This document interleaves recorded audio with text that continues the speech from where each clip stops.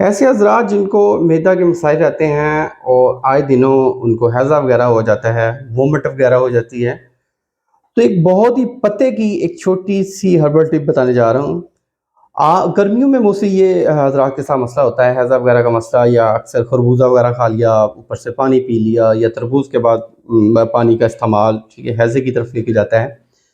छोटी-सी टिप है, जब भी खाना खाना है, उसमें आपने ग्रीन चिली यूज़ करनी है। ग्रीन चिल्ली आपने बीच में जो उसके जो सीड्स होते हैं, उस समेत वो ग्रीन चिल्ली सिर्फ जस्ट एक खाएं हर खाने में, ठीक है।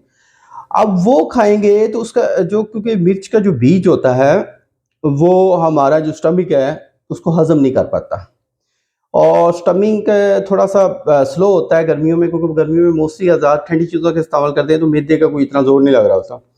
अब होता क्या है, वो जब ग्रीन चिली का बीज आपके मैदे में होगा तो मैदा डाइजेस्टिव सिस्टम स्ट्रॉन्ग करेगा, और जब तक स्टमक में ग्रीन चिली का बीज रहेगा तब तक ऐसे किसी भी, चाहे तरबूज के ऊपर से पानी पिए, खरबूजे के ऊपर से पानी पिए, या कोई भी बदपरेजी करें, हैजा नहीं होगा। ये अंडरस्टूड बात है।